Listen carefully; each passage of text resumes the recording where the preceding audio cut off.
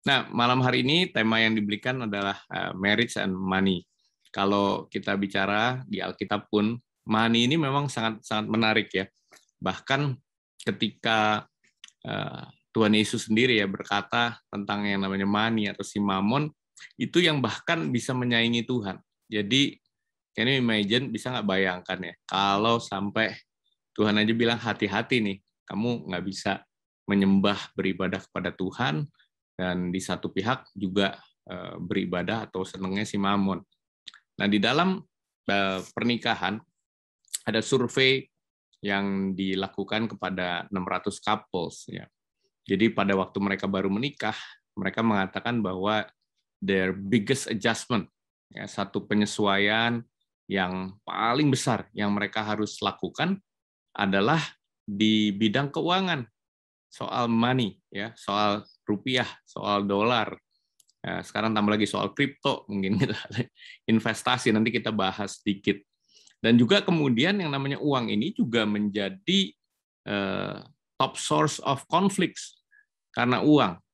Ya, saya mengamati juga ya, biasanya kalau pasangan baru menikah, ya, dalam pengalaman kami di konseling dan sebagainya, biasanya kalau lagi susah gitu ya, keluarga nggak punya uang, penghasilan suami lagi pas-pasan di tengah pandemi khususnya begitu ya, itu biasanya yang lebih dicobai untuk meninggalkan pernikahan itu dari pihak wanita, karena merasa insecure, merasa rasanya aduh gimana ini suami nggak bisa menafkahi dan sebagainya, ya, sehingga itu bisa menjadi source of konfliknya karena dari pihak istri tidak secure.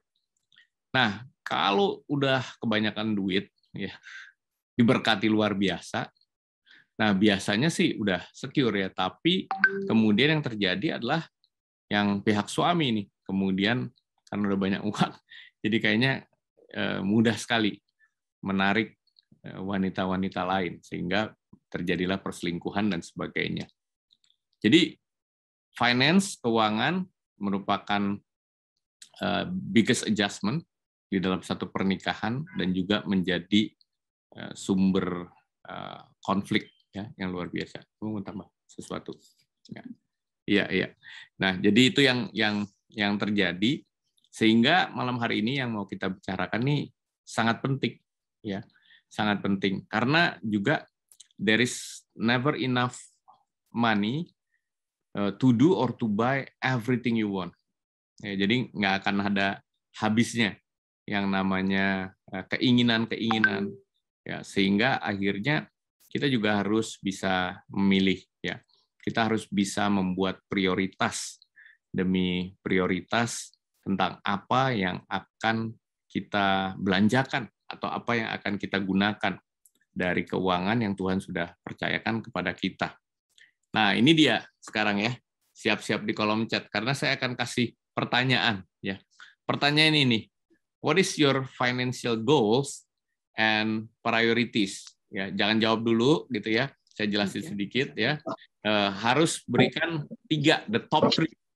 Ya, top 3 of your financial goals. Ya, bisa punya rumah, bisa punya deposito 1M, apa aja lah. Pokoknya the top 3. Oke? Yang pertama dapat hadiah dan yang paling menarik.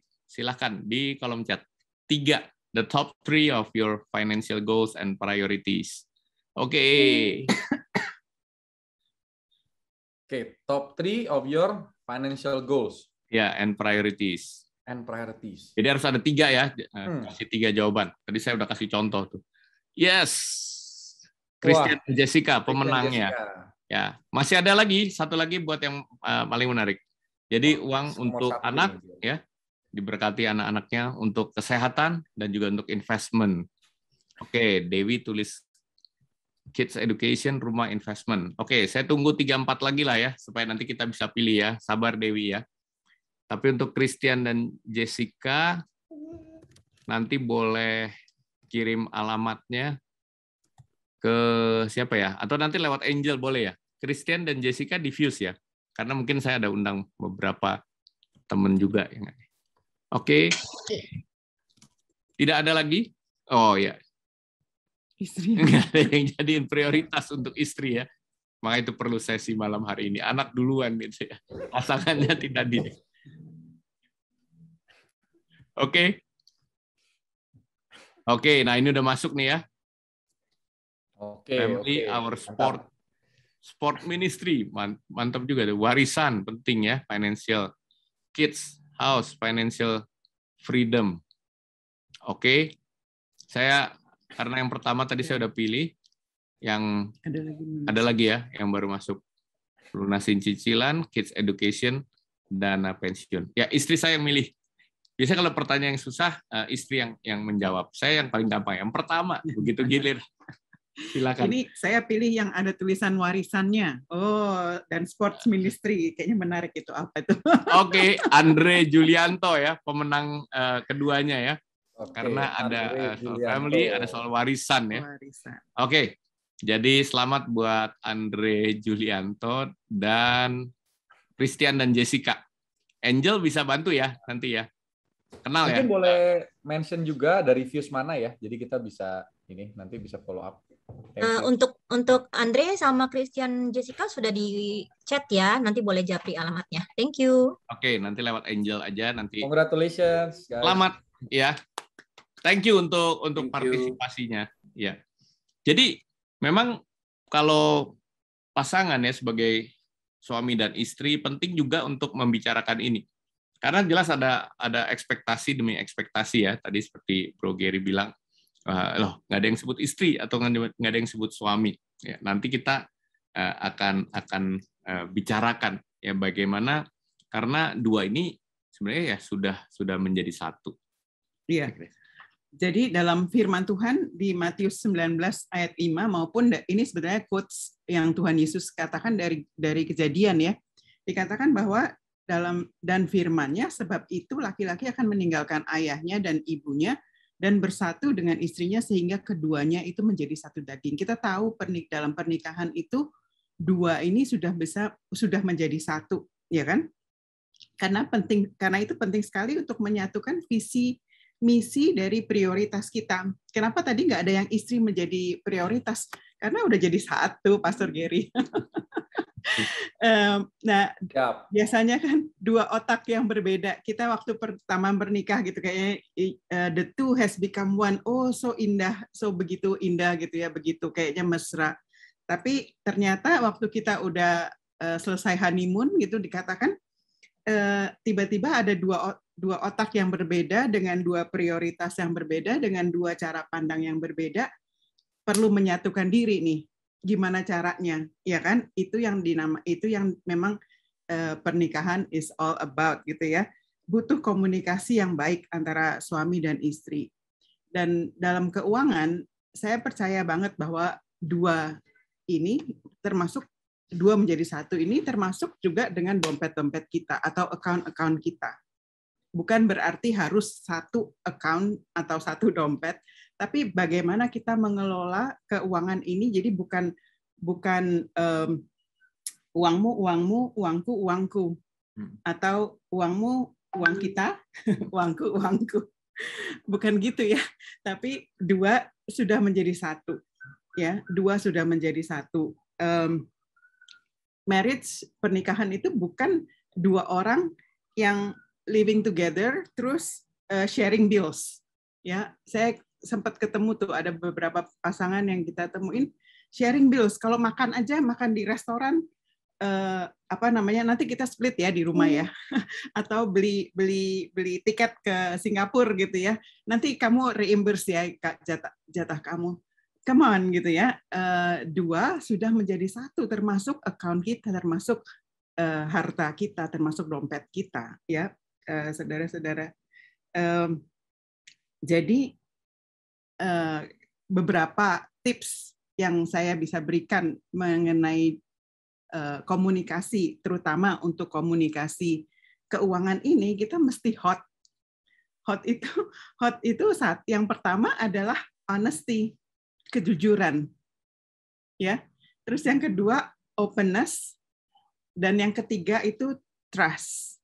Bisa nggak kita menjadi individu yang bisa jujur, bisa terbuka, dan bisa mempercayai dan dipercayai?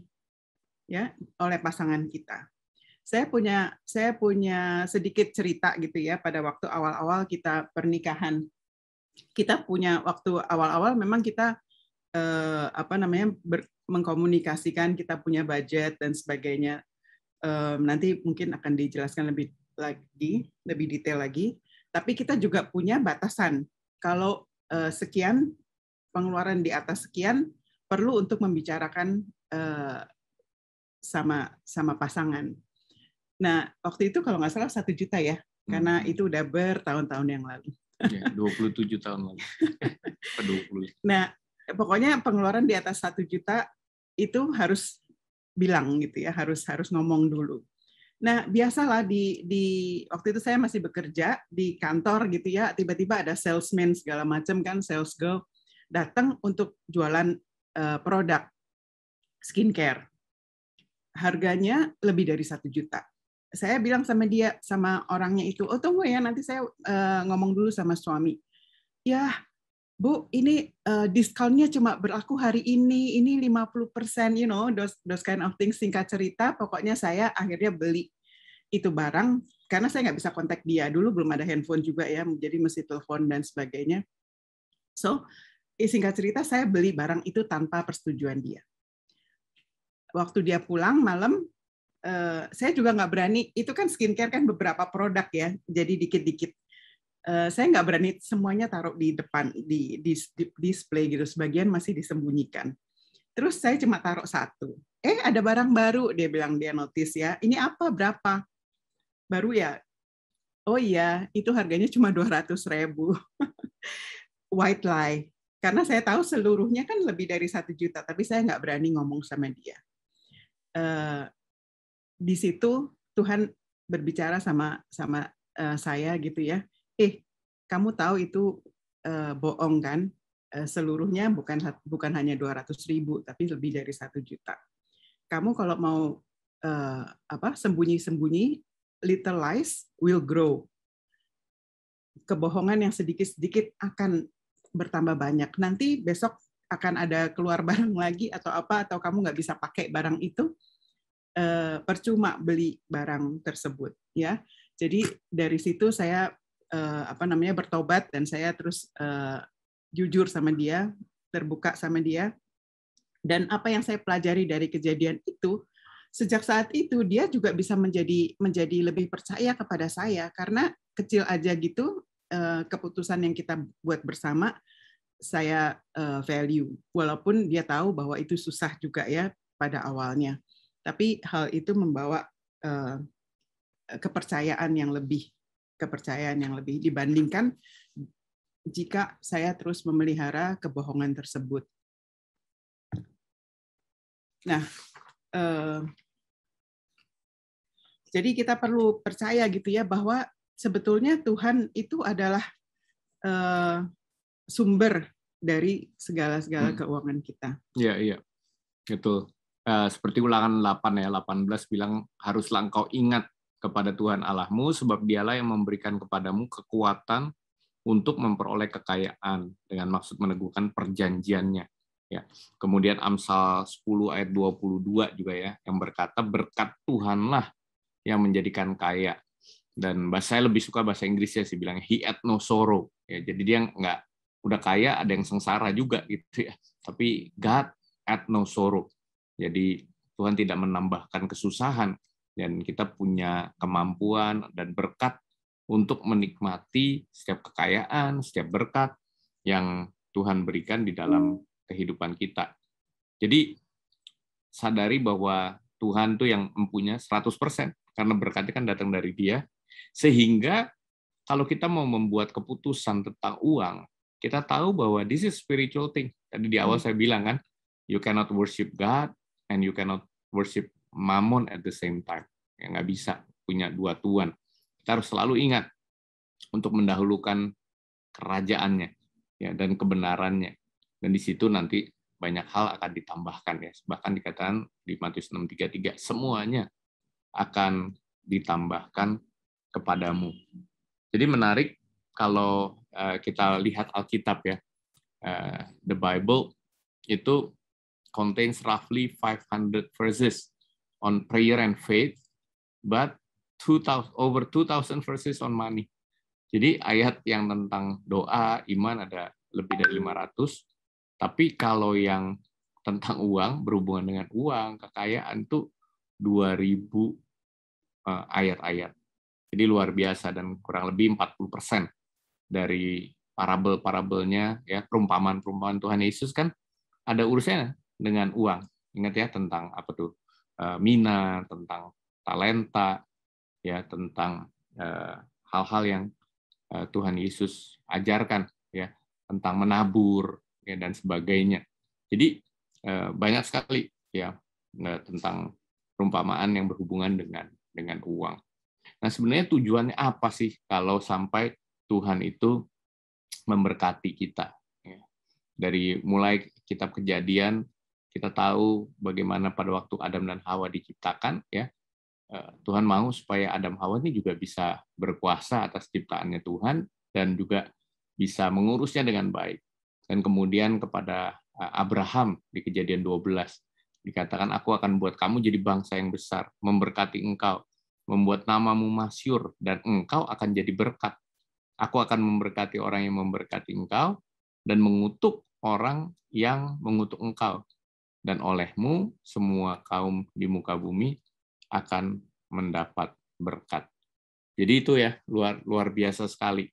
Dan ketika kita bisa menerima berkat dan mengalirkannya, itu akan menjadi seperti aliran-aliran yang tidak terbendung. Iya. Di Israel, kalau kita pernah ke sana ya, ada yang namanya Laut Mati. Ya, Laut Mati itu sebuah danau yang besar, tapi banyak aliran sungai yang mengalir ke situ, tapi karena dia tempatnya di paling bawah, jadi nggak ada aliran yang bisa keluar dari situ. Sehingga apa yang terjadi justru bukannya enak gitu ya, bukannya terima aja uang, terima berkat, tapi nggak bisa memberkati orang lain. Dan apa yang terjadi di Laut Mati? Itu namanya mati ya, mati. Nggak ada kehidupan. Karena sangat contain a lot of salt kan. Serunya sih bisa foto-foto, ngambang gitu kalau yang pernah ke Israel ya. Bisa ada matnya oke ya. Nah, berbeda dengan Sungai Yordan yang mengalir di situ, atau Danau Galilea yang dekat situ ya. Sama-sama danau, sama-sama daerahnya cukup dekat. Tapi yang Danau Galilea ini kan begitu indah gitu ya, begitu banyak kehidupan di dalam situ. Kenapa? Karena dia mengalir. Ya, jadi ini salah satu prinsip yang penting di dalam pernikahan, karena yang namanya kasih itu tadi katanya pernikahan itu berdasarkan kasih ya, tapi bahasa Indonesia tuh menarik karena kasih itu bisa juga kasih gitu kan ya, memberi gitu, ya kan? So yang namanya love is always giving, betul nggak? Ya, so a good marriage is actually a contest of generosity. Kadang-kadang banyak yang suami-suami atau istri-istri khawatir gitu ya. Kok kayaknya suaminya atau pasangannya itu terlalu generous sama orang gitu. Aduh, khawatir. Saya katakan selama ini yang saya pernah alami gitu ya, kita nggak akan pernah bisa outgive God. Dalam memberi itu ya, namanya kasih. Semakin banyak kasih, semakin banyak kita memberi, semakin banyak kita juga diberi oleh Tuhan ya. Including memberi kepada orang tua. Ya, jadi ingat selalu bahwa kasih itu selalu memberi. So love is generosity. Ya, itu akan justru beruntung gitu ya kalau suami kita apa istri kita itu suka very generous. Karena Tuhan yang akan mereward kita juga dengan abundant. Ya. Nah, kalau Tuhan udah berkati juga ya, bukan hanya kita juga sembarangan ya. Justru nanti kita akan gali sedikit lebih detail. Gimana kalau kita diberkati ya? Dan ada satu prinsip ya tentang contentment. Ya, bisa mencukupkan diri. Dan Ibrani 13 ayat 5 bilang, jangan kamu jadi hamba uang, cukupkan dirimu dengan apa yang ada padamu. Karena Allah sekali-kali tidak akan membiarkan engkau, dan sekali-kali juga tidak akan meninggalkan engkau. Jadi jaga kehidupan kita dari cinta akan uang, ya, karena itu akar segala kejahatan tuh, the love of money. Money-nya no problem, money is neutral. Ya, kita perlu uang. Ya, banyak uang, siapa yang nggak suka di sini? Tapi kalau kita jadikan itu master, ya itu yang masalah. Jadi uang adalah hamba yang baik, tapi bukanlah seorang tuan, ya, atau master yang baik. Apalagi sekarang ya, di era-era sosial media, kita tahu lah ya, kadang-kadang ada apa tuh namanya istilahnya sekarang, flexing ya. Ada yang tahu istilah flexing? Pokoknya, nah itu benar, Onat. Ya, jadi kita sering suka mau impress orang gitu ya. We buy things we don't need with money we don't have to impress people we don't even know atau we don't even like. Jadi kita nih beli barang-barang, terus kita flexing dengan sesuatu, ya kalau uangnya punya sendiri oke gitu ya.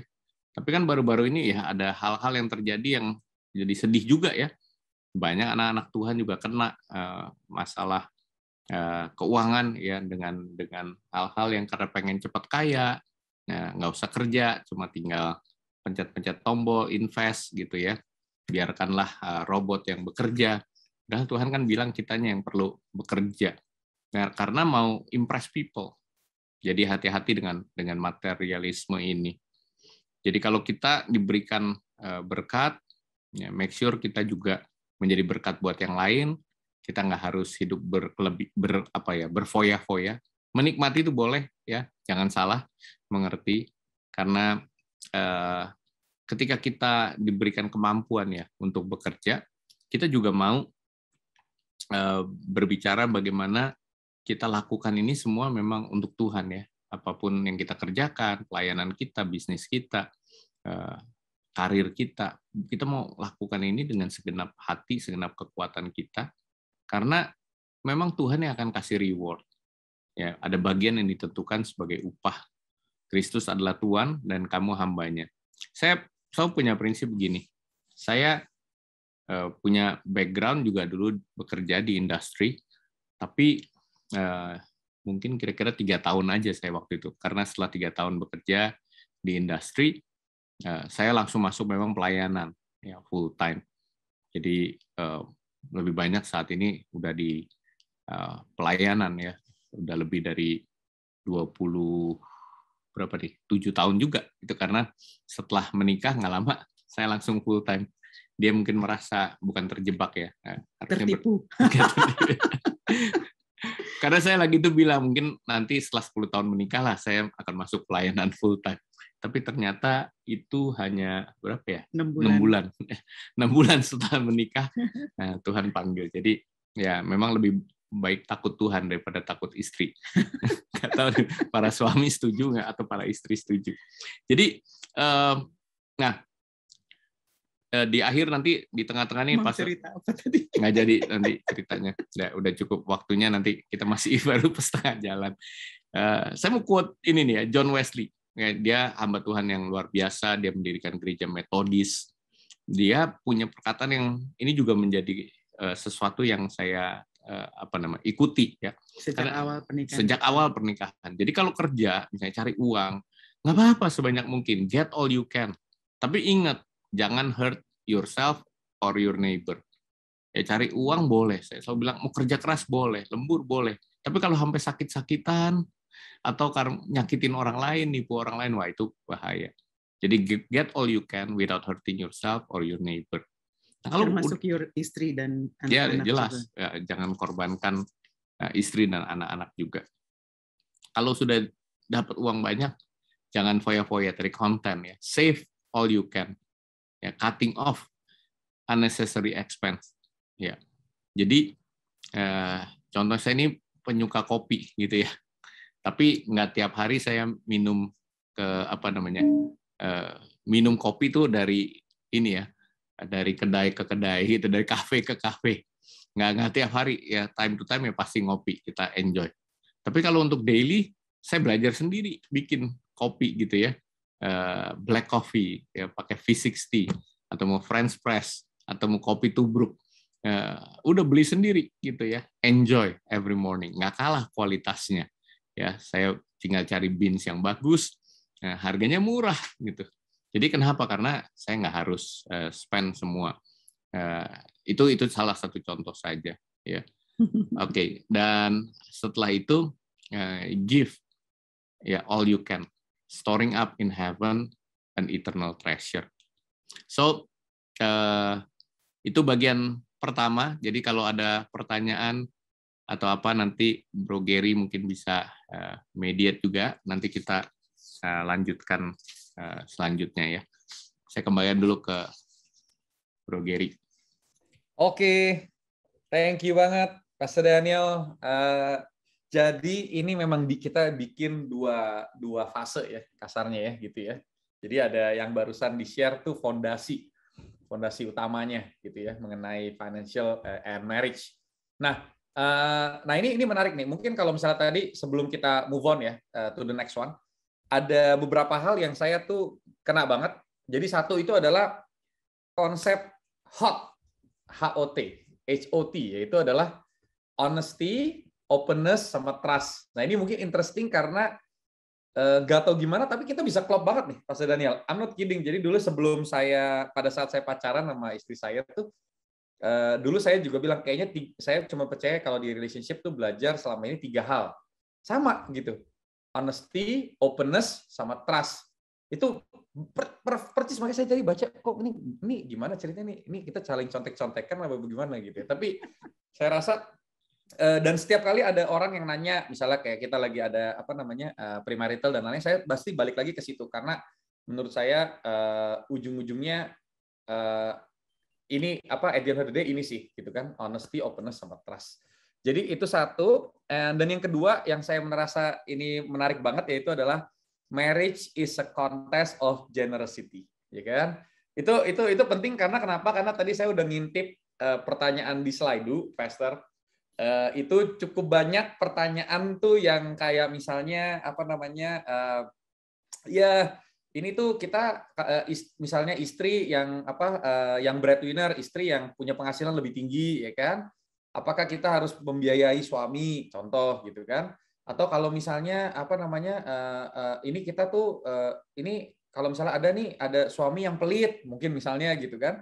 Ini saya berasa suami tidak bisa mencukupi, misalnya gitu kan? Ada banyak pertanyaan-pertanyaan yang istilahnya kasar itu tuh gitu. Seberapa banyak sih kita harus memberi kepada suami, seberapa banyak kita harus memberi kepada istri, ya kan? Dan seberapa jauh. Nah ini nanti kita mau ini ya, nanti kita mau mau adain Q&A-nya nih. Tapi sebelum dijawab, saya sengaja Q&A-nya nanti kita taruh di terakhir karena menurut saya kalau kita ngomong soal financial and marriage harus dilanjutin sama yang selanjutnya ini nih, ya kan? Yaitu adalah financial legacy, ya kan? Financial legacy. Jadi istilahnya apa yang ini? Jadi abis ini tuh semuanya akan very practical. Cara ini nih gini nih, ini caranya gini nih, kira gini. Jadi ini abis ini nih kalian make sure kalian stay tune sama kalian make sure lihat nih karena this is where the pertanyaan-pertanyaan kalian mungkin akan banyak terjawab di sini, ya kan?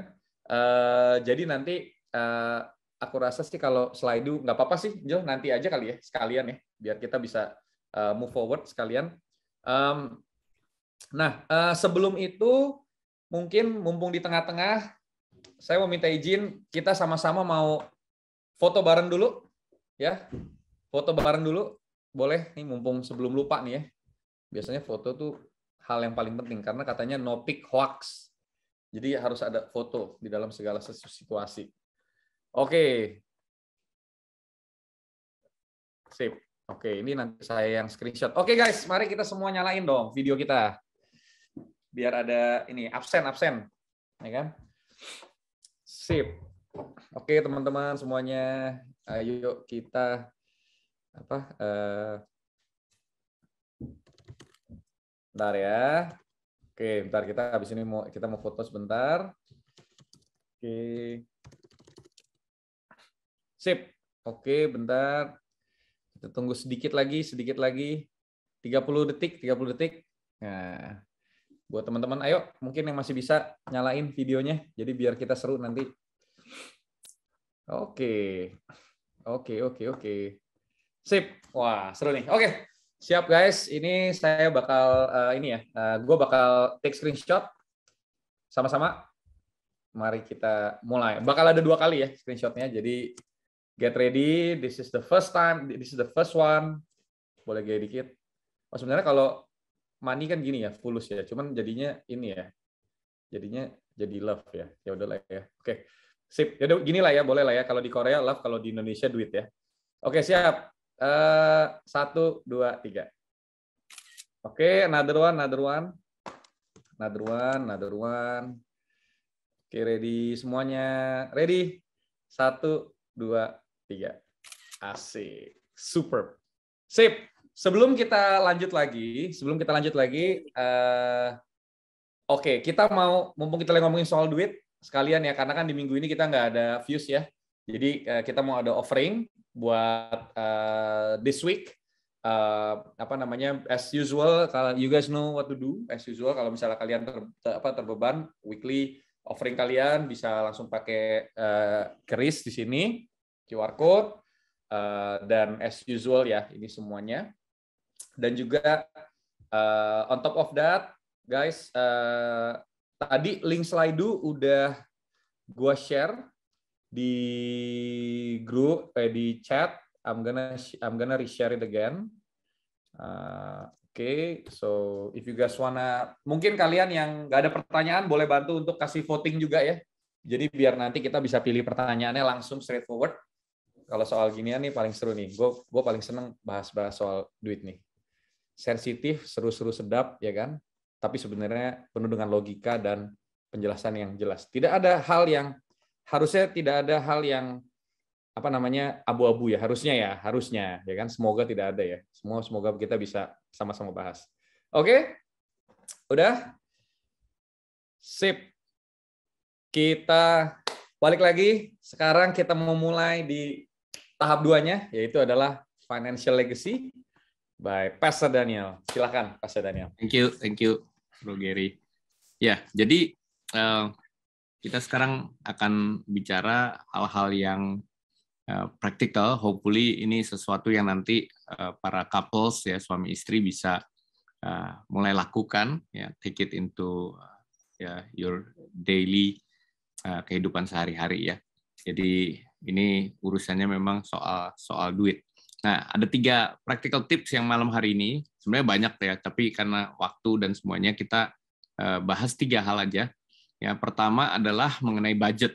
Ya, jadi budget itu akan menolong kita ya untuk melihat bagaimana apa yang kita rencanakan, kita anggarkan sesuai nggak nanti misalnya dengan apa yang akan kita belanjakan atau kita pakai. A budget tells you money where to go before it happens. Ya, kalau nggak ada budget nanti tiba-tiba, kok habis aja uang gitu. Belum akhir bulan udah habis gitu.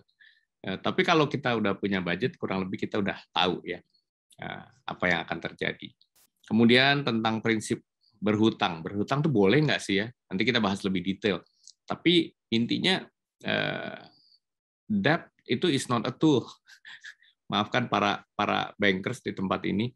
Tapi ya it make banks wealthy, not you. Ya, karena ya itu ya ada, saya juga sedih kadang-kadang ada orang yang cuma ya intinya bayarin bunga aja ke bank gitu. Karena dia nggak bisa lunasin pinjamannya dan sebagainya, sehingga atau kredit card punya utang ya, terus bayarnya apa? Bayar minimumnya doang gitu di kredit card. Itu namanya makin menggunung karena kredit card tuh bunganya kan paling tinggi ya. Nah, nanti prinsip ketiga tentang bagaimana kita menabung dan berinvestasi ya, harus hati-hati juga, harus smart. Karena ada yang nggak smart investasinya, akhirnya investasi bodong ya. Nah, ini 3 hal. Dan Menteri Keuangan saya akan menjelaskan dengan baik pada malam hari ini. Oke. Membuat budget ya. Budget itu memang sesuatu kata yang kadang-kadang ditakuti oleh orang-orang gitu ya. Kadang-kadang itu, budget it restrict me untuk segala sesuatu gitu. Kayaknya dikit-dikit kepetok budget dan sebagainya.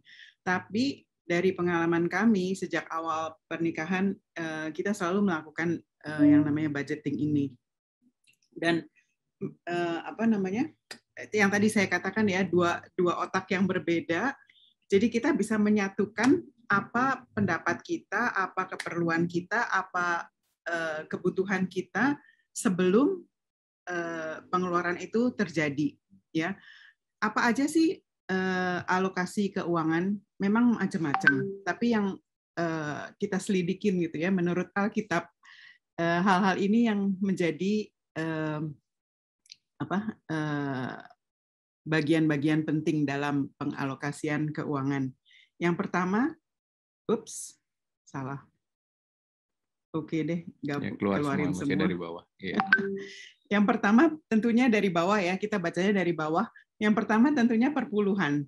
Ya, Maleakhi 3 ayat 8 jelas sekali dikatakan bahwa bahkan di Tuhan bilang ujilah aku gitu ya. Jadi kita penting untuk kita melakukan perpuluhan dari pertama kali kita dapat gaji ataupun segala penghasilan, harus langsung diberikan perpuluhan. Yang kedua pajak. Ya, pajak Matius 22 ayat 17 sampai 21 juga dikatakan berikan pada kaisar apa yang kaisar punya. Lalu yang ketiga, kebutuhan keluarga. Dan di dalam kebutuhan keluarga ini tentu saja kita juga bisa menikmati hasil kerja kita sesuai dari pengkhotbah ya. Lalu pelunasan hutang.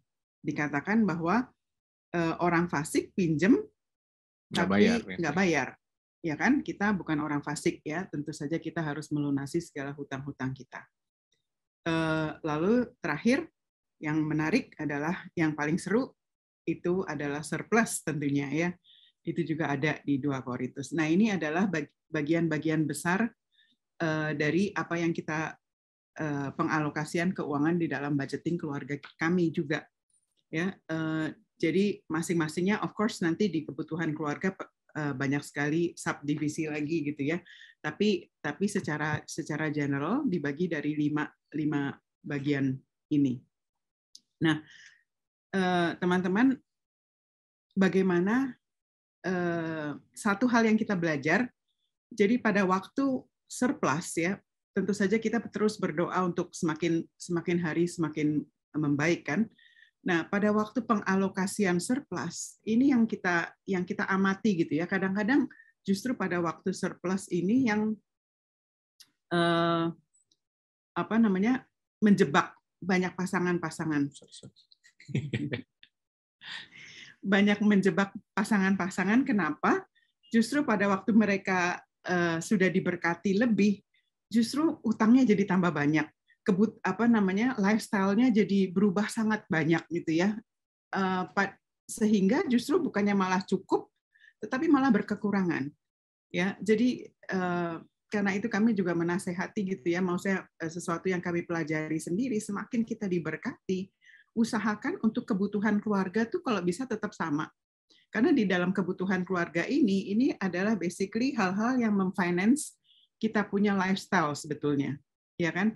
Jadi pakai uang untuk jadi kita pilih lifestyle kita, bukan dipilih oleh bukan kejebak sama perlu harus lifestyle yang tingkat sekian, tingkat dewa gitu ya. Nggak perlu. Tingkat sultan. Tingkat sultan. Tingkat sultan itu nggak perlu. Tapi usahakan untuk kebutuhan rumah tangga itu biasa tetap sama atau boleh naik-naik sedikit lah. Kalau perpuluhan dan pajak itu kan biasanya udah percentage ya. Pelunasan hutang jadi bisa lebih gede biar hutang bisa lebih cepat. Surplus apalagi, ya kan? Perbanyak porsi surplus dan pelunasan hutang. Dari situ investasi kita bisa masuk lebih banyak lagi juga. Banyak lagi, ya. Nah, di dalam budget kami juga membuat yang namanya pengeluaran non bulanan. Yang kalau yang tadi kan dikatakan itu kan lebih bulanan, begitu nggak kepake habis gitu ya. Kalau yang ini pengeluaran non bulanan, ini mungkin kalau secara duniawi gitu atau secara yang biasa dikenal gitu rainy day savings gitu ya. Jadi kita sudah memberikan alokasi kepada cadangan-cadangan untuk pengeluaran yang nggak rutin. Sifatnya diakumulasi. ya. Dana bisa dipisahkan dalam satu rekening sendiri, kalau bisa jangan terlalu sering dipakai-pakai. Kategori-kategorinya itu segala macam pengeluaran mendadak, misalnya maintenance rumah. Rumah kan nggak bocor tiap bulan gitu ya, tapi begitu bocor pengeluarannya besar. Pengeluaran-pengeluaran tahunan ya untuk THR staf-staf rumah tangga kita, asuransi, buah sulung, liburan, pesta dan sebagainya. Apakah itu salah? Enggak salah, totally nggak salah. Tapi kita perlu mencadangkan semuanya itu. Keperluan pribadi. Nah, ini yang menarik ya. Kami menaruh pengeluaran-pengeluaran pribadi kita masing-masing, baik suami maupun istri, itu di dalam pengeluaran non-bulanan. Jadi kita punya tabungan sendiri-sendiri di dalam tabungan besar kita gitu ya. Kenapa? Karena kadang-kadang kan memang kebutuhan istri sama kebutuhan suami kan berbeda. Apa yang kita suka, jadi kita memberikan ruangan gitu masing-masing untuk berkarya sendiri gitu. Ada room lah, punya ruangan untuk bisa spend itu ya, sesuai dengan keperluan pribadi kita. Apa yang kita suka gitu ya kan ya. Dan segala sesuatu yang pribadi gitu. Misalnya cewek gitu mungkin perlu kebutuhan ke salon, beli skincare kayak tadi saya katakan ya. Segala saya juga suka masak gitu, mungkin kebutuhan dapur itu semua masuk ke situ gitu ya, termasuk baju of course. Kalau dia lebih suka olahraga atau gadget gitu kan, jadi itu semua termasuk di situ. Penting sekali untuk kita memberikan ruangan ini gitu ya. Jadi kalau dia kamu suka golf, biasanya golf tuh cukup mahal gitu ya. Kadang-kadang, kok kamu golf terus-menerus apa masih ada? Oh ya masih ada. Oke, ya. Kalau dia mungkin bilang sama saya, kamu beli baju-baju terus, beli skincare terus, emang masih ada? Ada. Ya oke, kita bisa manage ini pengeluaran ini. Simpanan untuk tujuan tertentu ya, untuk renovasi, uang pangkal anak, operasi dan sebagainya. Itu pengeluaran non bulanan. Ya. Ya. Jadi intinya kalau di budgeting ya harus harus di plan ya, di spell out. Kita mungkin nggak bisa detail ya, tapi kalau modelnya workshop ketemu kadang-kadang kita bisa ngobrolin gitu ya ini. Tapi nanti pun para couple tempat ini bisa mulai ngobrolin ya mengenai how you gonna budget ya, pengeluaran dan sebagainya. Lalu tentunya pengeluaran ini harus sama dengan penghasilan kita dong ya. Ya pengeluarannya harus lebih kecil harus lebih supaya kecil. Ada surplus gitu. Kan nggak boleh lebih besar pasak daripada tiang. Udah diajari peribahasanya. So that's mengenai budgeting. Mengenai budgeting. Nah, ada pertanyaan juga biasanya mengenai hutang ya. Jadi hutang itu kawan atau lawan? Ini beberapa hal dulu ya. Jadi kalau ngomong hutang berarti memfasilitasi satu rasa ketidakcukupan. Bukan konten. Jadi nggak lawannya kontenmen. Kalau konten kan nggak harus hutang. Ya, hutang menunjukkan asumsi yang sombong mengenai masa depan. Pede aja pasti bisa bayar. Padahal kan kenyataannya nggak demikian. Maka itu ada yang namanya debt collector. Kalau semua yang debtornya bisa bayar, nggak akan ada debt collector. Ini yang juga selama masa pandemi ini menjadi mengacaukan keluarga demi keluarga ini karena biasanya yang mempunyai banyak hutang ya. Yang banyak hutang menjadi semakin berat kan ketika kehilangan pekerjaan ataupun income-nya berkurang sehingga akhirnya nggak bisa bayar, mungkin dia punya installment untuk hutang tertentu. Hutang memindahkan kekayaan Anda di masa depan ke kreditor Anda. Ya, hutang mempersempit pilihan Anda. Ya, hutang juga mencuri kebebasanmu dan menjadikanmu budaknya. Ya. Tapi berbicara mengenai hutang, bukan artinya 100% nggak boleh hutang. Karena langsung ada yang tanya, Pak, gimana Pak kalau buat hutang untuk berusaha? Kadang-kadang company perlu modal kerja. Ya. Makanya saya bilang kadang-kadang ada juga sih yang saya bisa bagikan ini aja deh. Ada yang intelligent borrowing sama stupid debts. Gitu ya. Jadi kalau yang stupid debts ya, yang tadi karena nggak merasa konten, pengen belanja barang-barang yang itu, kemudian itu sifatnya konsumtif. Ya, jadi pakainya lagi di credit cards. Ini yang sangat common sekali ya. Jadi jangan pernah menunggak credit card. Bukan nggak boleh pakai, saya punya juga. Nah, ada beberapa credit cards. Tapi saya pasti akan bayar lunas selalu setiap. Saya termasuk yang kesel kalau sampai saya kelewat bayar gitu, cuma kena denda gitu 50.000, 100.000 aja saya bete banget. Tapi saya mau selalu bayar dan selalu bisa, nggak pernah tertunggak ya. Nah, tapi ada juga memang borrowing yang mungkin untuk investasi atau untuk barang-barang yang kemudian bisa naik harganya atau appreciate. Ini contohnya mungkin rumah, misalnya salah satu contoh. Ya kami berdua waktu baru kerja ya kami ambil ya KPR karena kami punya saving cuma sebagian untuk beli rumah ya pakai KPR. Ya, puji Tuhan itu yang satu-satunya kami yang masih ada pun saat ini ada satu ya istilahnya KPR gitu ya, yang kami masih ada installment-nya ya properti ini contohnya. Dan kita hitung juga dengan seksama. Ya kadang-kadang kalau bank lagi itu ngasih bisa sampai 30 atau 35% dari income kita maunya kalau bisa ya installment-nya cuma 20% maksimum gitu ya. Jadi lebih konservatif lah dalam soal borrowing. Jadi itu yang ini contoh ya mengenai hutang. Ya, kamu tambahin nggak sedikit tentang? Jadi sekali lagi kalau berbicara mengenai hutang bukan artinya totally nggak boleh. Kalau bisnis pun ya do the feasibility studies, dilihat semua dan kita bisa, banyak perusahaan juga maju melewati itu. Tapi sebisa mungkin pun saya tahu juga ada pengusaha-pengusaha yang dia nggak ada hutang. Saya juga ada company yang Tuhan percayakan saya juga di dalamnya untuk dijalankan. Kami nggak punya hutang.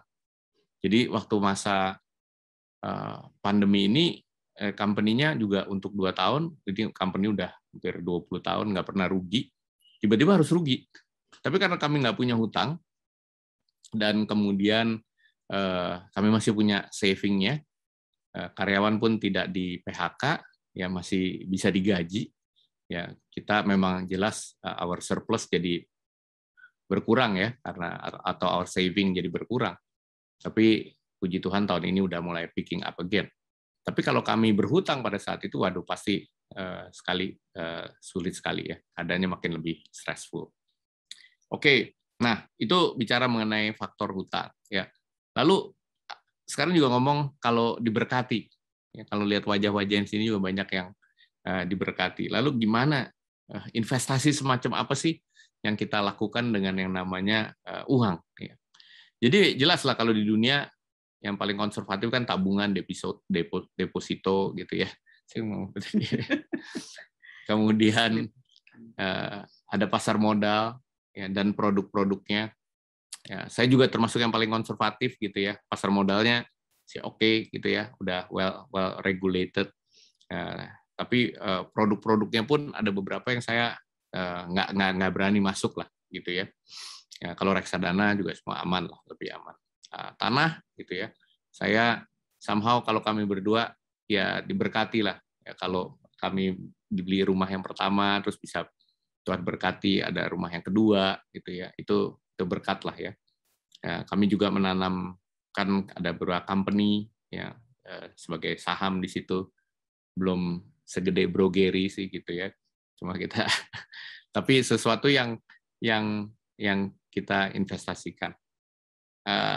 Zaman sekarang kripto dan Bitcoin, mungkin di sini nggak tahu siapa yang lagi mungkin pusing, karena saya juga termasuk yang sangat konservatif, jadi nggak terlalu masuk ke situ. Tapi kalau mau masuk ya Anda nilai masing-masing. Tapi itu di dunia, ya semua di dunia. Pada waktu kita meninggalkan dunia ini nggak bisa kita bawa. Akan ditinggalkan nggak apa-apa, ya buat istri dan anak-anak, keturunan kita, atau siapapun yang nanti kita mau wariskan. Tapi ada hal-hal yang kita investasikan itu akan mengikut kita ya sampai ke surga. Ya ini termasuk kita memberi kepada sesama, menolong orang, memberi untuk pekerjaan Tuhan, ya memberi buah sulung kita, persembahan sukarela, ya termasuk juga perpuluhan kita. Semuanya ini nggak ditaruh sama Grace, ini yang buat ini disuruh ya, karena sebenarnya kalau perpuluhan kalau kita nggak ngambil aja di Maleakhi dikatakan it's like stealing. Jadi sesuatu yang menandakan hati kita nih tetap tetap in line lah with God. Ya. Jadi sekali lagi mungkin supaya kita ada banyak waktu untuk jawab pertanyaan.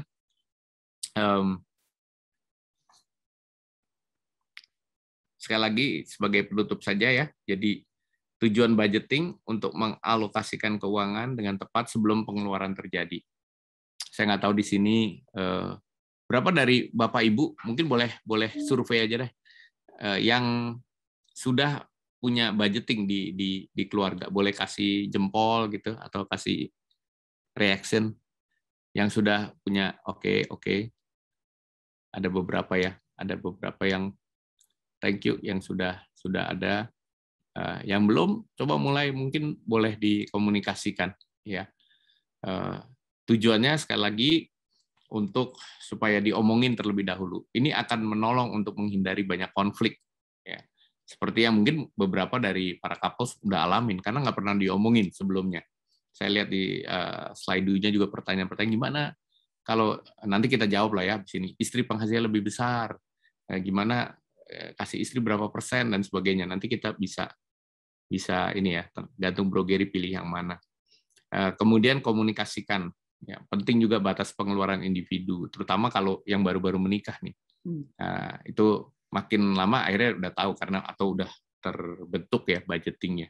Tapi kalau awal pertama kami perhatikan bisa dalam konflik ya gitu. Kalau nggak diomongin ini menjadi sumber konflik. Buat kami pun deh gitu kan. Grace lihat, ini dia kayaknya main golf mulu gitu ya. Saya bilang, ini kamu beli baju gitu. Tapi kalau kita ada ditulis, udah ada buktinya, ini belum lewat budget gitu ya.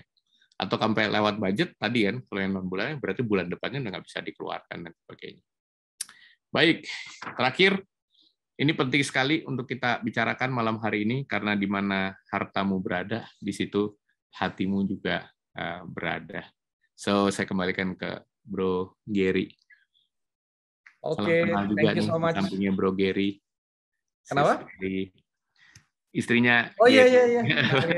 Salam kenal. Biasa. Kalau jam 7 tuh jam-jam rawan anak-anak ya. Ada situasi bersama anak-anak ya kan. Jadi oke.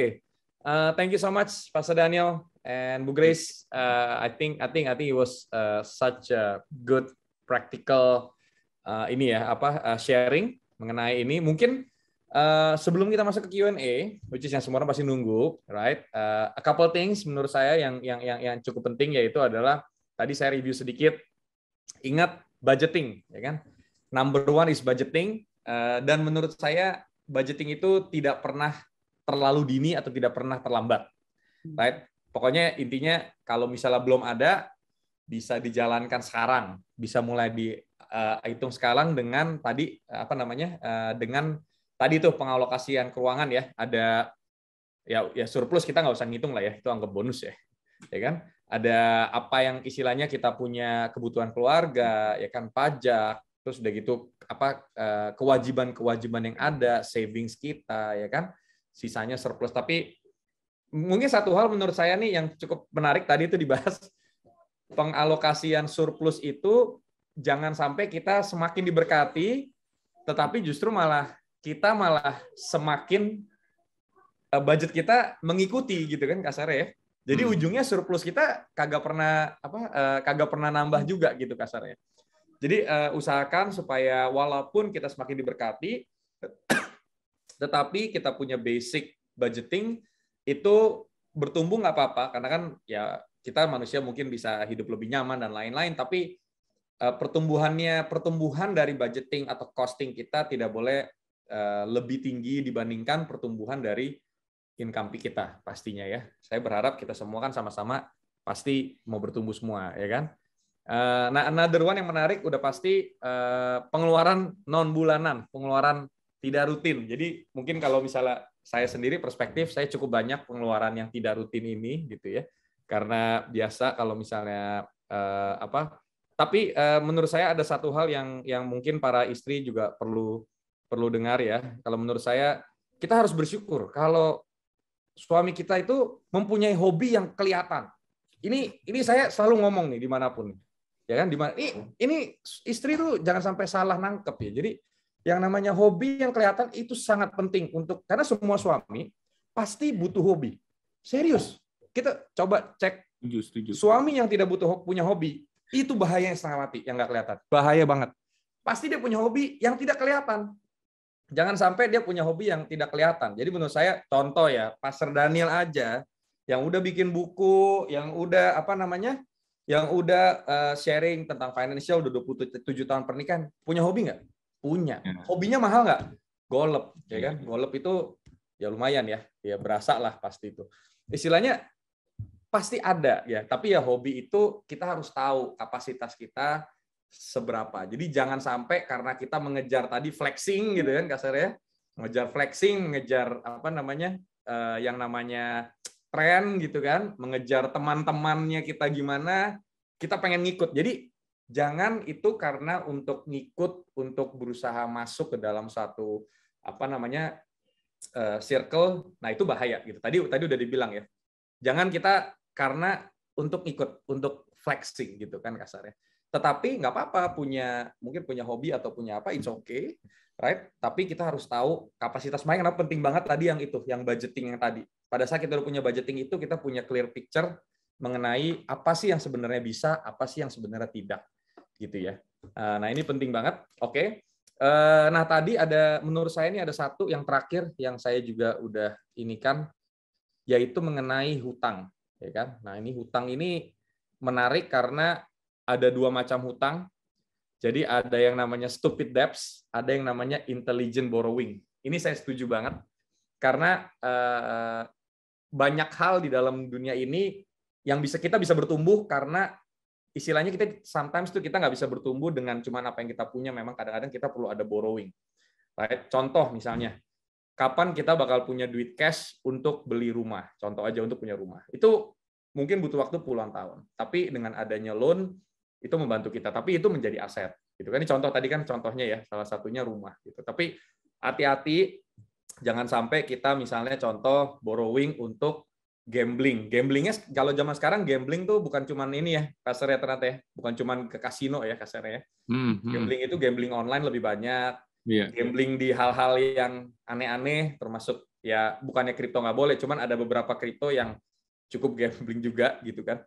Jadi hati-hati, kita harus tahu sendiri berdasarkan tadi budgeting tadi. Oke, nah ini menurut saya beberapa hal yang ini tadi udah cukup dijelaskan ya sama Pastor Daniel. Di mana hartamu berada? Wah, di situ hatimu berada.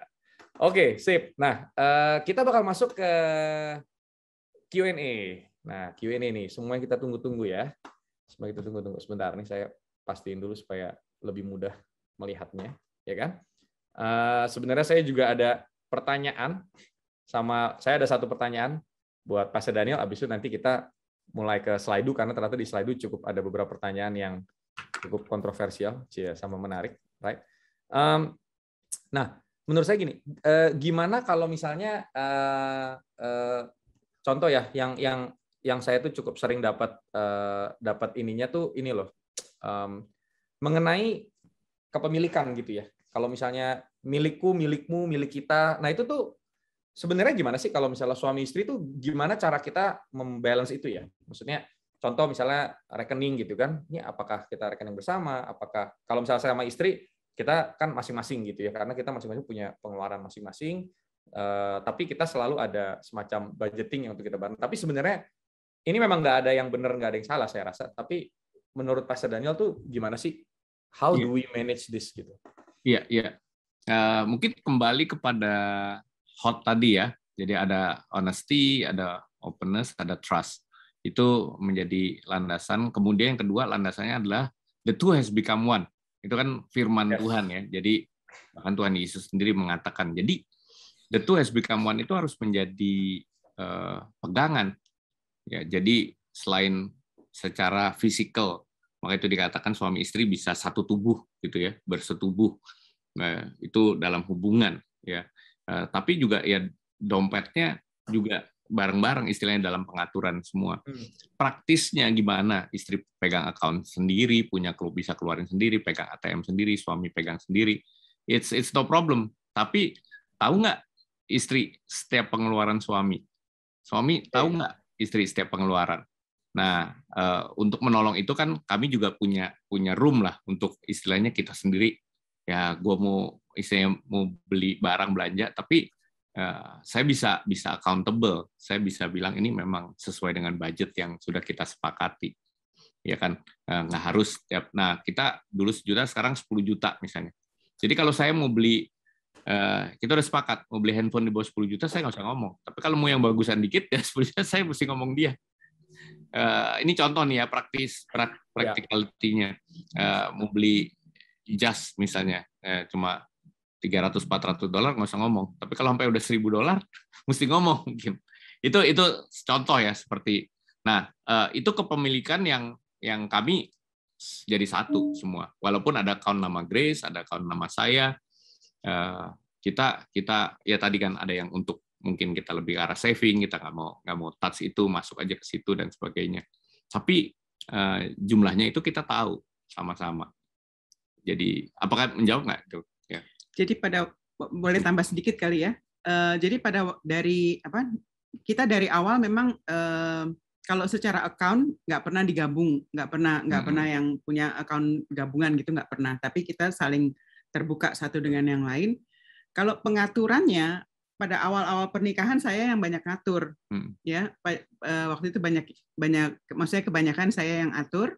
Dalam arti membuat budget itu dan termasuk ininya ya, lapor, maksudnya aplikasi dari budget itu gitu ya. Jadi pengeluaran realnya bulanan itu saya hitungin gitu. Terus waktu habis itu punya anak, sibuk dengan urusan anak dan susah ke bank dan sebagainya, akhirnya dia yang sampai sekarang kebanyakan suami saya yang jadi pengatur pengatur keuangan seluruhnya gitu ya. Makanya itu maksudnya tergantung lah, nggak ada yang benar harus wanita atau harus si suami yang mengatur, tergantung kebutuhan dan tergantung biasanya yang lebih cermat gitu, yang lebih detail oriented gitu ya, biasanya yang pegang. Makanya itu bukan persentasi berapa, tapi posisi apa yang saya pegang. Misalnya untuk bayar uang sekolah atau bayar uang les gitu, kebanyakan dia udah transfer kepada saya certain amount. Tapi sisanya dia yang kelola gitu. Kalau saya butuh ya tentu saja tinggal ngomong dan ada kredit card yang bisa dipakai juga gitu ya, dan dari situ juga kelihatan. Jadi balik ke pertanyaan tadi, kepemilikan itu bersama-sama, ya. Jadi menjadi satu. Kalau untuk prakteknya, aplikasinya ya punya berapa account pun nggak masalah. Sip, Pastor Daniel. Jadi sorry ini mungkin ada follow up questions ya. Yaitu adalah, jadi ini maksudnya kepemilikan ini kan jadi satu. Jadi maksudnya semua penghasilan yang masuk dan pengeluaran itu istilahnya kita anggap jadi satu ya kasarnya. Jadi bukan sendiri-sendiri ya. Walaupun mungkin dalam aplikasiannya ya istilahnya ya suami mungkin ada rekening sendiri, istri ada rekening sendiri. Jadi harus sama-sama saling terbuka. Jadi ketahuan ya budget totalnya berapa ya gitu ya. Nah, ini mungkin ada follow up-nya nih, yaitu karena kan ada satu pepatah di mana bilang punyamu punyaku, punyaku punyaku kan. Itu yang tadi Grace bilang ya, di kalangan para wanita ya sepertinya. Iya.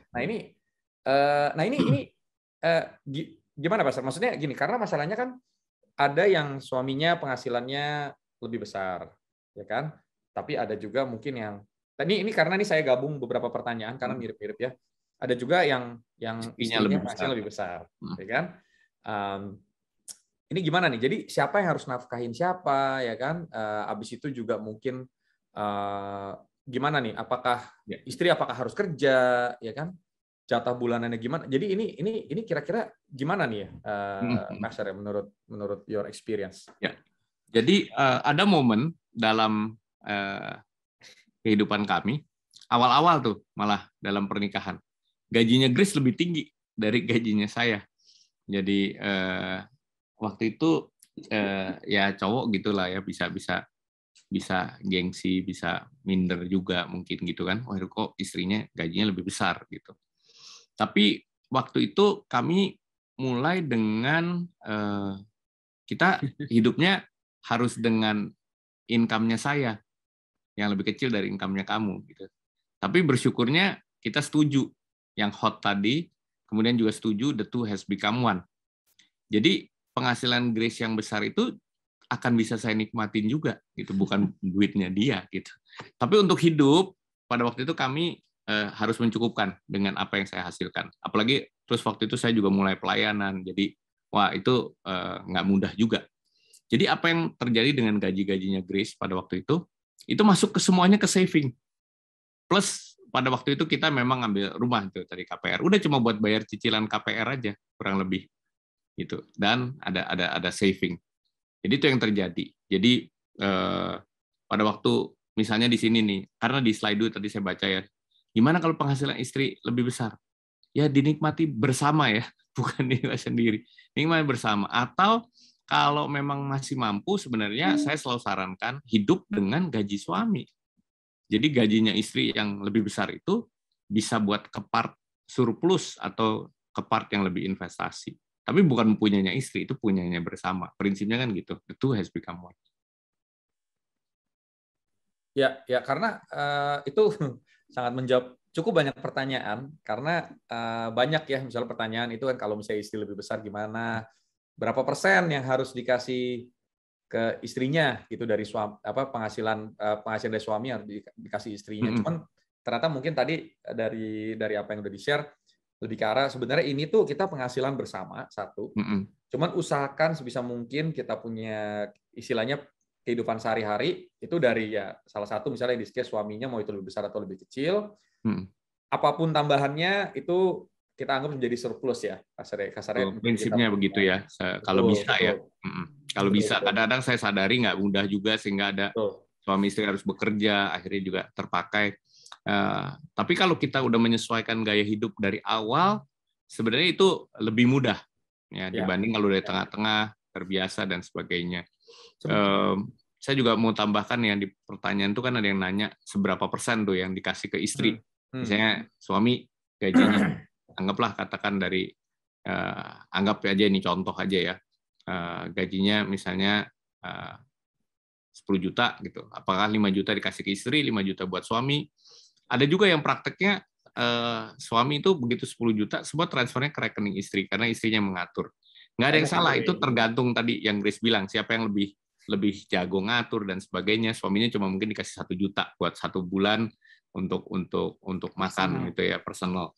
Ya, terserah masing-masing kan punya. Tapi dari 10 juta itu you know where it goes gitu. Misalnya 1 juta udah buat perpuluhan, 1 juta buat uang sakunya suami gitu, buat bayar uang sekolah 2 juta misalnya dan sebagainya gitu ya. Kebutuhan-kebutuhan lain 3. Jadi where it goes itu udah disepakati bersama. Pelaksanaannya siapa yang megang gitu. Itu sih bisa diatur masing-masing keluarga berbeda. Gitu. Oke, berarti pelaksanaan itu sebenarnya benar-benar harusnya kita yang minta hikmat ya kasarnya dari Tuhan. Maksudnya sebenarnya gimana sih yang cocoknya terhadap keluarga kita gitu. Karena benar juga sih Pastor, karena memang setiap keluarga, setiap suami istri berbeda ya. Gitu kan, ada yang mungkin istrinya jauh lebih tertarik di situ dan memang jago untuk handle itu, apalagi investasi dan lain-lain. Saya sering lihat. Tapi banyak juga yang ada beberapa yang mungkin suaminya yang handle gitu ya. Karena memang sudah terbiasa dari dulu dan lain-lain gitu. Nah, ini mungkin tadi kita ada banyak ngomong mengenai soal gaya hidup ya. Ini karena kalau saya lihat dari beberapa kasus atau case atau teman-teman dan lain yang ada yang memang ujung-ujung problem di meritnya adalah mengenai uang, kasarnya. Specifically adalah kekurangan uang, specifically ya rata-rata ya. Makanya kenapa saya selalu bilang yes, money is not the most important, tapi money will make everything that's important to you becomes much easier, gitu kan Kak? Atau mungkin kayak you can actually utilize that gitu untuk sesuatu yang sangat penting buat kehidupan kita. Namanya kenapa? Nah ini gimana ya Pak Syarya? Kalau misalnya memang di dalam hubungan suami istri itu sudah ada konflik atau sudah ada ketidaksetujuan nih mengenai gaya hidup, mengenai karena ini sesuatu yang sulit ya. Kadang-kadang mungkin yang tadi gaya hidupnya mungkin karena gaya hidupnya dulu udah segini, tiba-tiba mungkin penghasilan turun atau gimana ya gitu ya, dan konflik terjadi gitu ya, apalagi punya. Nah itu gimana ya Pastor ya untuk menghadapi hal-hal situasi yang sulit seperti itu? Karena saya rasa banyak sih yang mengalami. Ya. Jadi ada momen pada waktu itu, nah ini kami ceritakan sih kalau itu di buku yang 25 Love Rights ya. Itu kan diterbitkan Gramedia. Mungkin kalau ke Tokped bisa order juga. Kalau yang buku kami kedua ini dari kami terbitkan sendiri ya. Jadi kalau mau order tadi lewat Instagram @familylegacy ya. Nah, di buku kami itu kami ceritakan kesaksian kami. Kami ngalamin pada waktu itu memang waktu itu Grace benar-benar harus berhenti kerja. Ya, kita bersyukur ya waktu itu saya udah mencoba dengan penghasilan saya ya pada waktu itu, tapi memang pas-pasan banget ya. Waktu itu ada Grace karena dia kerja, ya kita ada driver misalnya supaya membantu lah, intinya membantu. Ketika waktu Grace berhenti kerja itu terjadi, kita juga baru ambil rumah gitu ya, yang berikutnya, dan kita ambil keputusan Grace berhenti itu karena untuk memperhatikan anak kami yang kedua. Pada waktu itu dia speech delay, dan ya udah saya bilang kamu berhenti dah. Nah itu kita lakukan adjust, bener-bener yang namanya hobi gitu ya. Ini real tuh, yang main golf itu nggak main golf, Ger. Jadi bener-bener saya nggak main golf tuh mungkin 1,5 tahun kali pada waktu itu. I just didn't play, cuma shadowing aja gitu ya. Cuma memang nggak main. Kita cut waktu itu ada 2 pembantu ya, jadi tinggal 1, terus driver kita ini temen. Wah itu bener-bener cable TV zaman itu, sampai kita udahlah pakai antena aja sambil menghibur diri gitu. Jadi ada hal-hal yang kita cut, bener-bener pengeluaran dan sebagainya yang biasa kita kalau weekend pasti bisa makan di luar dan sebagainya. Wah aduh ini masak, jaga. Itu kami ngalamin, lewatin momen-momen yang sulit ya, seperti itu. Dan kami bersyukurnya sampai momen pada waktu saving juga. Nah, bagus punya saving waktu itu, jadi masih tahan beberapa waktu. Tapi momen saving itu benar-benar mau habis. Sampai saya bilang sama Tuhan, Tuhan ini jangan bikin mahal lu hamba-Mu Tuhan. Masa itu padahal udah cut ngerubah gaya hidup tuh 1,5 tahun. Tapi Tuhan yang tadi saya bilang, bukan saya bilang, Ibrani katakan itu ya, dia sekali-kali nggak akan meninggalkan, dia sekali-kali nggak ada melepaskan. Jadi pada saat momen saya, itu momennya pas waktu Krismon itu tuh 98, 99, tiba-tiba ada teman saya yang kontak, yang kenal waktu saya masih belum full time ya. Intinya dia kasih ini job sebagai konsultan gitu ya, dan dibayar pakai dolar. Ya, contohnya itu yang membuat akhirnya ya kami bisa melewati masa-masa itu. Jadi tadi kalau jawab pertanyaannya, kalau sampai harus rubah gaya hidup, ya itu harga yang harus dibayar. Ada momen-momen mungkin saat-saat sekarang ya, di tengah pandemi ini, ya memang harus rubah. Ada mungkin yang harus jual aset dan sebagainya, daripada hutang ya, atau hutang ke orang dan sebagainya. Ya momen-momen seperti ini, kalau kita punya aset ya itu bisa nolong. Masa-masa waktu itu untuk membuat budget aja tuh kita udah bingung mau diapa lagi, yang mau di-cut udah bingung. Tapi saya percaya karena memang Tuhan yang memberikan pada kita berkatnya ya. Jadi kita berserah sama Tuhan, tiba-tiba ada orang yang memberikan pekerjaan tambahan atau ini dan itu, bantuan dan sebagainya ya, atau menjual something dengan harga yang bagus. Saya percaya itu semua dari Tuhan yang atur ya. Tapi mengenai gaya hidup ya, you have to do what you have to do gitu kan. Memang harus ya, oke, nggak apa-apa kok, cuma certain period of time itu di mana hitung-hitung kayak masa-masa di desert area, sebelum masuk tanah perjanjian. Sebelum masuk tanah perjanjian. Mungkin itu hal-hal yang Tuhan pakai untuk membentuk kita lebih lagi menjadi serupa dengan Dia. Nah ini menarik karena tadi ada beberapa questions juga kan. Gimana kalau misalnya suami tidak bisa menafkahi, atau bukan menafkahi, tidak bisa memberikan tambahan untuk istrinya kasarnya, karena memang penghasilan pas-pasan. Jadi sebenarnya ujung-ujungnya adalah, kalau saya lihat ya, ini adalah kan bersama ya. Ini menjadi sesuatu budgeting kita bersama. Jadi ya mungkin fungsinya tadi budgeting adalah kita sama-sama tahu income-nya berapa, dan juga penghasilan berapa dan juga apa yang kita harus keluarkan untuk kebutuhan berapa. Jadi kita sama-sama setuju kali mungkin ya, Mas Ariel. Kita sama-sama setuju. Oke. Berarti kalau gitu memang kita mungkin nggak ada hal yang sifatnya surplus dulu, misalnya contoh gitu ya. Jadi bisa. Waktu itu kami ya jelas nggak bisa nabung, malah tabungan terpakai pun. Ya. Kayaknya sih yang penting. Berarti sebenarnya sorry ini mungkin ada lagi. Berarti menurut Pastor Daniel, karena gini ya Pastor Daniel, ada kalau misalnya dari kepercayaan orang dulu ya, ada terutama di culture di Asia. Itu tuh banyak yang bilang kalau yang namanya soal duit-duit atau income itu udah istilahnya kita nggak usah share terlalu detail ke istri, gitu kan? Ini ada beberapa terutama yang mungkin suami yang punya bisnis keluarga yang udah besar dan yang sudah turun temurun itu biasanya gitu. Itu pokoknya istri kita kasih budget kita kasih budget yang penting dia happy gitu kan kasarnya, tapi kerjaan dan lain-lain nggak usah involve gitu sama sekali ya. Menurut Pastor tuh sekarang tuh gimana ya? Iya, biasanya sih dalam apa ya premarital ataupun itu biasanya saya tanya, nggak cuma aset yang punya, utang juga make sure Mumeri itu tahu gitu ya. Jadi calonnya, pasangannya ini punya somehow aset, walaupun mungkin kadang-kadang belum punya ya, jadi nggak usah tulis. Tapi kalau orang tua punya ya nggak usah ditulis. Tapi kalau yang udah menjadi miliknya, pada waktu masuk dalam pernikahan harus tahu ya. Jadi aset dan liabilities mesti open ya dari awal. Biasanya itu kami tanyakan ya secara pribadi. Nah, ketika misalnya udah dalam pernikahan ya, karena dari mungkin keluarga yang ya banyak perusahaan dan sebagainya. Karena itu belum tentu aset aja, bisa tahu-tahu jadi liabilities juga ya dari keluarga yang mungkin besar gitu ya, asetnya sebelumnya dan sebagainya. Nah, yang penting adalah openness sih. Kalau saya selalu gitu, karena kan ya nggak harus ditutupi. Ya saya sih bukan dari keluarga yang seperti itu, tapi Grace tahu misalnya waktu ya misalnya ini contoh nih, waktu bener nih ngomong soal warisan, waktu dapat warisan apa ya tahu gitu ya, ya dari papi maminya Grace waktu itu misalnya. Karena kalau dari saya ya papi udah nggak ada, tapi dia juga tahu apa yang papi titipkan misalnya ke saya. Itu open, itu nggak ada yang. Jadi prinsipnya kalau saya sih selalu bilang udah jadi satu loh. Jadi harus tahu, harus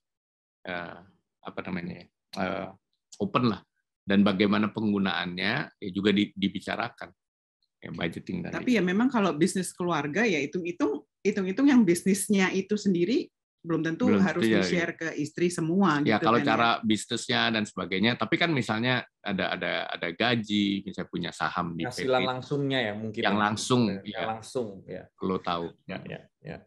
Dan kalau bisnis yang ada nggak mau diceritain juga nggak masalah kan, karena ada itu juga yang nggak mau tahu juga. Kamu betul. Tapi ini benar ya, ujung-ujungnya saya setuju, satu adalah lifestyle, tapi sebenarnya even sebelum lifestyle itu tadi yang openness itu ya, dan openness itu tadi dari yang 3 itu kan, hot gitu ya, honesty, openness sama trust. Sebenarnya kalau dipikir-pikir semua konflik itu ujung-ujungnya kita bisa balikin ke sini lagi sebenarnya. Kalau misalnya kita udah agree sama 3 hal ini, sebenarnya semua hal bisa kita komunikasikan dan kita perjuangkan ya bareng ya sebenarnya. Nah, mungkin ini ada another one, dan menurut saya ini cukup sering terjadi konflik atau pertanyaan mengenai hal ini, yaitu adalah mengenai mertua, ya kan? Jadi ini ada beberapa hal, misalnya kayak contoh satu ya dia harus membiayai mungkin orang tuanya karena orang tuanya mungkin membutuhkan, satu. Atau mungkin yang kedua, orang tuanya ikut campur, ya kan? Atau mertuanya ikut campur banget gitu kan? Atau misalnya mungkin yang ketiga, kasarnya si orang tuanya selalu berusaha untuk membiayai malah gitu kan? Berusaha untuk, karena ya mungkin terlalu sayang dan terlalu banyak juga aset dan duitnya, jadi dia bingung selalu maunya. Tapi ini gimana tuh kalau misalnya ada hubungan dengan orang tua dan mertua, ini jadi makin ribet sepertinya. Ya.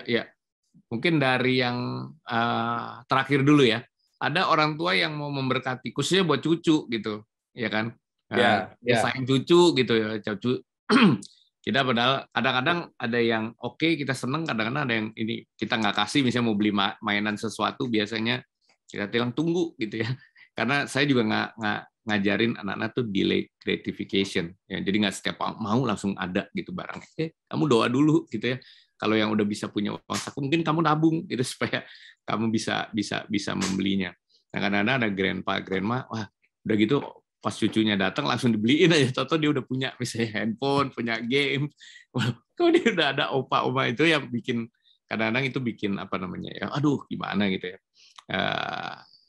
But yeah, you can talk to your parents about it. Tapi saya nggak pernah terlalu ya masalahin lah gitu ya. Kadang-kadang kita choosing our battles. Ada momen-momen pada waktu kita sulit pun kita terima kok, ada buat ngeles waktu itu ya, lagi susah, tiba-tiba ini anakmu mau ini gitu ya, ada bahkan day over uang sekolah, cuma uang sekolah kita masih bisa sanggupin, cuma waktu itu ada yang mau ngeles apa gitu ya, yang lebih hobi dan sebagainya, ya oke lah kita terima dengan ucapan syukur.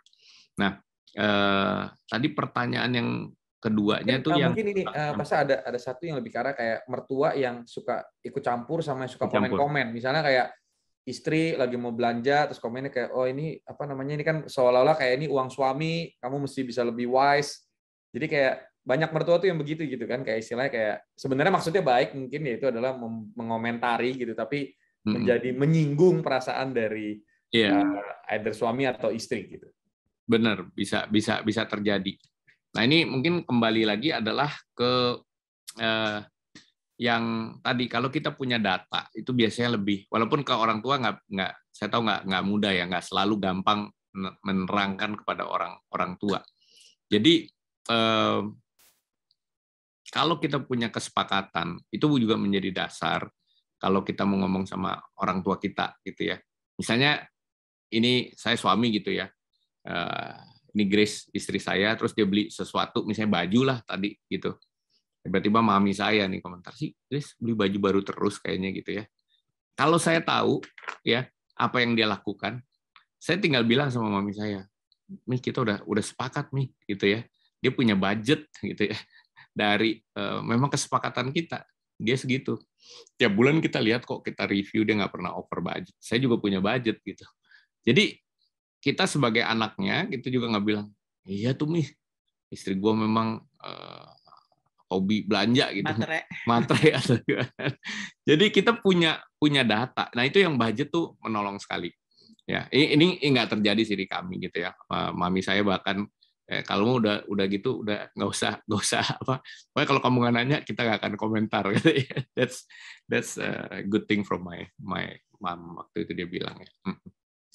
Budget itu memang pentingnya, jadi punya data yang real dibandingkan dengan perasaan-perasaan, ya kan?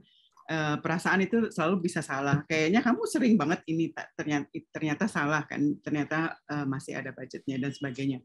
Demikian juga dengan hubungan kita dengan mertua. Tapi ya kami sih biasanya yang anak yang lebih bisa menenangkan ya, mungkin saya bisa bilang ke dia, mami kamu tadi kemarin komen loh begini.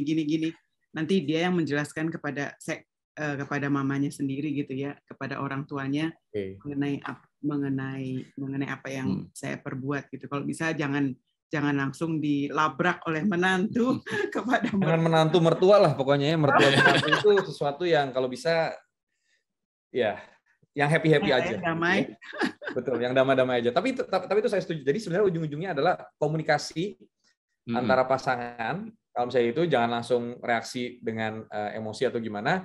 Tapi setuju sih, memang harusnya anaknya yang lebih berusaha untuk meredam atau membuat situasi menjadi lebih baik ya. Itu menurut saya menarik. Nah, ini ada pertanyaan selingan sedikit menurut saya menarik, yaitu adalah biasanya memang suami bekerja, tapi suami ini memaksa istri untuk bekerja juga, ya kan? Tapi sebenarnya kondisinya adalah mungkin istri lebih memilih untuk kalau bisa di rumah karena dia merasa anak-anaknya ini terlantar atau nggak ada yang ngurusin. Istilahnya pengen untuk anak-anaknya supaya ada yang benar-benar ngurusin, sekolahnya bagus, ngerti nggak? Sehari-hari pengen buat relationship. Tapi sedangkan suaminya ini agak keras atau misalnya memaksa, karena kan banyak ya, ada aja yang istilahnya kamu harus kerja gitu. Zaman sekarang wanita tuh harus kerja gitu kan kasarnya. Nah ini kalau menurut Pastor Daniel gimana ya? Kalau saya sih jujur saya mendingan kerja di rumah jauh lebih capek sih ngurusin anak sih. Saya mendingan suruh istri ngurusin anak, kerjanya ngurusin anak aja. Pusing. Iya. Ini cerita rada bercanda juga sih. Waktu itu saya juga ngomong sama Grace, waktu setelah anak kami 2, kan anak kami 4 ya, tapi pada waktu itu masih 2, anak-anak udah mulai sekolah SD. Saya bilang yang anak kedua kami waktu Grace berhenti kerja itu kan speech delay. Akhirnya Grace berhenti dan temenin, ya puji Tuhan ya udah baik. Nah setelah itu anak-anak udah SD, saya bilang sama Grace, kamu nggak mau berkarya lagi kerja gitu kan? Karena ya bukan karena cuma ngomong uangnya juga, cuma buat kamu juga mengembangkan diri. Jadi sempat ya, Grace akhirnya juga memang ada kerja, tapi lebih ke arah pelayanan sih waktu itu. Saya bercandanya gitu, kalau nggak mau kerja nggak apa-apa sih, tambah anak, saya bilang. Nah, maka itu setelah nggak kerja, kami nambah 2 lagi, jadi 4 anak. Dan setelah itu memang, walaupun sekarang Grace juga masih ngajar ya, tapi dia part time lah, ngajar di sekolah homeschooling Fikri Christian Academy, ya, di mana sekarang 2 anak kami yang masih sekolah di sana, yang 2 udah kerja. Gitu ya. So, nah itu tadi banyak anak banyak rezeki. Itu ceritanya ada juga di buku 25 Love Rights. Kenapa kami punya 4 anak? Tapi intinya komunikasi lah ya. Kenapa dan apanya yang ekspektasinya apa gitu ya antara suami dan istri gitu kan. Apa yang terbaik dan untuk anak-anak. Ya, jadi ya mungkin mesti obrolin ya. Jadi mungkin suami juga mau melihatnya bukan cuma istri gue mesti kerja rodi nih gitu, bukan gitu, tapi saya motivasinya untuk dia ya berkarya karena Tuhan juga punya panggilan. Nggak apa-apa di rumah juga, waduh capeknya luar biasa, ngurus anak tuh nggak gampang gitu, belum ngajarin dan sebagainya. Saya sih karena kami kan waktu itu ya sampai sekarang masih semi homeschooling gitu, saya terus terang nggak yang termasuk waduh telaten banget gitu juga. Oke, berarti intinya sih sebenarnya ujung-ujungnya memang at the end komunikasi dan understanding lagi ya sebenarnya, yang mana yang prioritasnya gitu kan. Apakah anak itu menjadi sesuatu yang prioritas dalam pasangan, maksudnya apakah ada sesuatu yang harus difokuskan terhadap anak, atau apakah memang sudah bisa untuk istilahnya kerja anak-anak istilahnya udah ya, mulai ada seasonnya lah ya, ada seasonnya, betul. Keluarga itu ada season, ada musimnya, di mana ya mesti mungkin bekerja ya, ada rumah. Tapi ya kalau saya sih ujung-ujungnya ya saya punya 3 anak, saya ngerasa menurut saya sih karena kan sekarang pandemik, jadi saya sering kerja dari rumah ya, saya ngeliatin gitu kan, jujur pekerjaan paling susah dalam hidup adalah ngurusin anak. Itu menurut saya yang harusnya gaji paling gede sih. Saya udah ngeliat, ampun, saya sempat berapa kali harus ngurusin anak kan. Mendingan kita kerja aja deh gitu kan, mending kerja di luar deh gitu ya. Jadi ya kalau ditanya, kalau di rumah itu bukan artinya nggak kerja ya, menurut saya jujur lebih susah di rumah sih daripada kerja beneran ya, cari duit lebih susah ngurusin anak untuk legacy kita ke depannya. Sedap. Betul. Nah, anyway, mungkin ini ada beberapa pertanyaan di Combine mengenai prenup, mengenai perjanjian pisah harta ya. Mau itu sebelum merit atau pas during merit dan lain-lain. During merit nggak bisa ya. Ya pokoknya intinya prenuptial pisah harta. Nah ini pandangannya gimana nih Pastor mengenai pisah harta? Apakah ini sesuatu yang oke? Kalau misalnya iya, dalam situasi apa oke? Dan kalau misalnya kira-kira resikonya apa, ya kan? Karena saya tahu ada beberapa case misalnya kalau misalnya ternyata bangkrut atau apa segala dan lain-lain, itu impact-nya seperti apa? Nah ini kira-kira gimana sih kalau misalnya mengenai prenup dan pisah harta ini?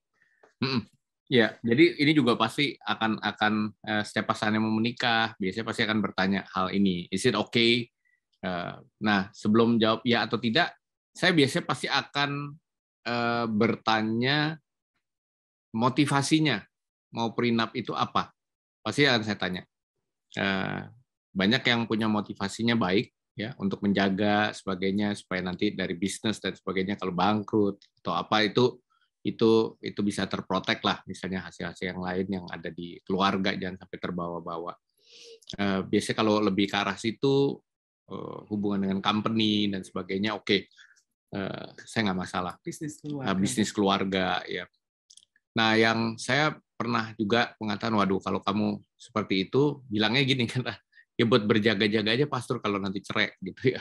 Waduh, kok seperti itu gitu ya. Kalau motivasinya seperti itu, saya bilang, doa lagi dah dulu, buat apa gitu kalian married. Just to make sure gitu ya motivasinya untuk melakukan. Jadi kami sendiri berdua nggak ada, kita nggak melakukan prenup. Mungkin karena waktu awal juga kami bukan punya company yang besar ya. We're growing benar-benar sama-sama. Kalau saya sekarang ada perusahaan juga, itu karena ya setelah menikah. Jadi nggak gitu ngalamin. Tapi kalau ada keluarga, ada yang punya family business yang besar dan sebagainya, atau yang mau mungkin lebih aman, itu sih nggak masalah. Prinsip kan tetap ya, dua sudah menjadi satu gitu ya. Kenapa di harta pakai dipisah-pisah gitu kan ya. Jadi kita sih tidak sangat, maksudnya kita nggak dianjurkan gitu ya. Kita cuma memang kadang-kadang ada keluarga, biasanya desakan dari orang tua untuk membuat prenups. Itu pun juga perlu untuk dibicarakan lebih detail, lebih dalam, didoakan lebih sungguh-sungguh. Tapi ada beberapa juga kasus yang memang harus melakukan prenup ya. Ya kita nggak ya. Yang penting ada alasannya, biasanya kita bisa menerimanya. Ya. Jadi mungkin intinya nggak ada jawab, istilahnya bukan masalah yes or no, tapi lebih ke arah motivasinya utamanya, ya kan? Dan juga istilahnya setiap kasus saya rasa beda-beda ya. Istilahnya reason. Kalau memang ada memang saya tahu ada beberapa yang reasonnya itu alasannya itu memang cukup kuat dan menurut saya make sense gitu ya. Tapi misalnya yang banyak jadi tren nih masalah ini ya, misalnya mau beli aset, mau beli apa, beli rumah, beli mobil, gini tuh semua tuh rata-rata mungkin let's say misalnya pakai nama, ini harusnya pakai nama siapa sih? Apakah nama istri semua ataukah suami atau dibagi-bagi gitu kan? Atau gimana sih sebenarnya gitu yang sebenarnya? Tapi kalau biasanya kan kalau setelah harta yang didapat setelah menikah ya itu milik bersama, walaupun itu dipakai nama istri atau nama suami. Tetap milik bersama sih ya sebenarnya kan. Sama kalau setelah menikah. Ya. Kalau nggak ada prenup ya. Iya. Kalau nggak ada prenup ya. Ya. Nggak, sebenarnya juga prenup itu kan mostly mengaturnya yang sebelumnya. Harta bawaan. Harta bawaan. Oh, oke. Jadi kalau yang udah dihasilkan itu biasanya tetap milik bersama. I see. Oke. Jadi pokoknya ya sebenarnya even di peraturan di Indonesia aja kalau udah married ya setelah married ya sudah bersama. Menghasilkan bersama. Sebenarnya itu udah tetap kepemilikan bersama. Oke. That's good. Oke. Mungkin ada apa namanya? Ini ada sedikit bonus question menurut saya agak menarik, yaitu ini ya, gimana kalau misalnya ini soal surplus, ya kan?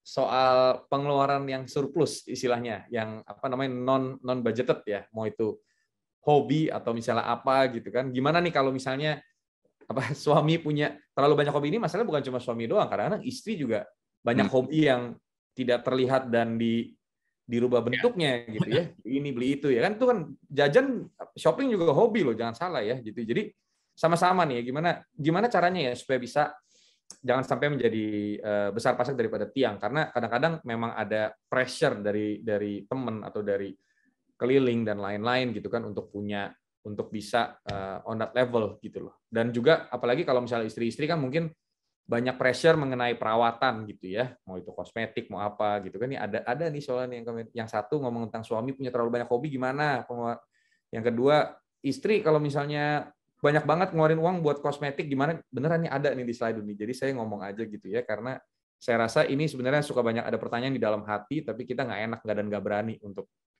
bahas secara langsung. Nah, ini gimana nih? Betul. Jadi kalau memang buat perawatan para istri memang nggak murah gitu ya. Kesalonnya beda gitu kan. Jelas. Yang cowok mah barber gitu ya, 50.000 sampai 100.000 barber. Kalau cewek ke salon begitu masuk, waduh udah bisa tambah 01 gitu ya. Nah, jadi sesuatu yang memang berbeda. Nah itu baliknya ke prinsip yang tadi. Jadi waktu awal tuh saya sama Grace kita juga argue gitu. Untuk nih gue hobi gadget mahal, golf mahal. Dia juga bilang, ke salon juga lebih mahal, baju cewek lebih mahal daripada cowok mah gitu-gitu aja gitu ya. Lu beli jas satu warna hitam bisa dipakai ke 4-5 event nggak masalah gitu ya. Yang cewek lebih susah, mesti punya 3-4 yang berbeda. Misalnya waktu awal-awal ada conversation seperti itu. Tapi ujung-ujungnya sih akhirnya kita 50-50. Maksudnya gini, yang budgetnya untuk personalnya kita itu kita sama jumlahnya. Nah, jadi dengan demikian ya bolehlah saya tahu ada teman saya dia kasih istrinya lebih banyak untuk yang ini. Ya nggak apa-apa juga sih, itu kan negotiation skills. Tapi sepakat, happy dua-duanya. Tapi lagi mau menentukan ya lumayan ya, kita ada bukan argumen lah, kita discussion lah. Seperti itu ya. Jadi tapi kalau udah disepakati ya kita jalankan. Itu yang indahnya ya kalau udah ada budget yang disepakati. Dan saya percaya juga satu prinsip sih, kalau ada kesehatian, kesepakatan ya memang Tuhan akan memberkati sih. Ya. Tapi ya satu hal yang mau saya luruskan ya, Pastor Gary ya. Apa namanya? Ini hal-hal ini tuh bukan dimasukin di surplus loh. Kita masukinnya yang di tadi pengeluaran non-bulanan itu. Ya. Ada bagian personal, itu ada porsi saya, ada porsi dia. Kalau porsi saya itu isinya ya mau skincare lah, mau baju sekarang bulu lah, mata pun mahal. Iya, dari atas sampai bawah gitu kan ya, 1, 2, 3, 4. Belum dan lain-lainnya. Jadi kalau misalnya ya kita budget gitu, maksudnya ujung-ujungnya ya apakah kita bisa cukup nggak duitnya? Ya kan? Makanya budget itu jangan ngelakuin dulu, habis uangnya kamu sih gini-gini, berantem gitu kan ya. Tapi makanya sebelumnya itu udah kasih porsi dulu. Oke. Ini budget saya mengelola budget saya sendiri. Jadi boleh nggak dari ujung kepala sampai ujung kaki. Kalau memang oke, masuk di budget ya oke, silahkan aja gitu. Kalau nggak masuk ya udah do it yourself gitu kan, lebih murah. Kayak tadi kopi juga nggak perlu di kafe terus gitu kan. Sama aja perawatan juga kita mungkin bisa mengakali lah. Kalau memang kita perlu, we have to nggak perlu lifestyle yang segitu, toh juga hidup, toh juga ini. Tapi ya itu semuanya disepakati sebelum pengeluaran itu sendiri terjadi. Kalau sudah keluar uangnya, udah done, ya udah mau diapain, mau nggak mau mesti dibayar, ya kan? Ya itu benar sih, karena jadi sebenarnya kalau misalnya by the way ya saya suka, saya juga menikmati kok, jadi nggak masalah. Betul ya, itu salah ada yang komplain juga gitu kan ya, tapi kan ini ekspektasi dari suami ya kan, tetap harus looks good gitu kan. Saya setuju lah gitu ya, jadi kita mendingan ngalah aja ya kalau di situ, dan memang benar ujung-ujungnya yang menikmati kita juga gitu ya.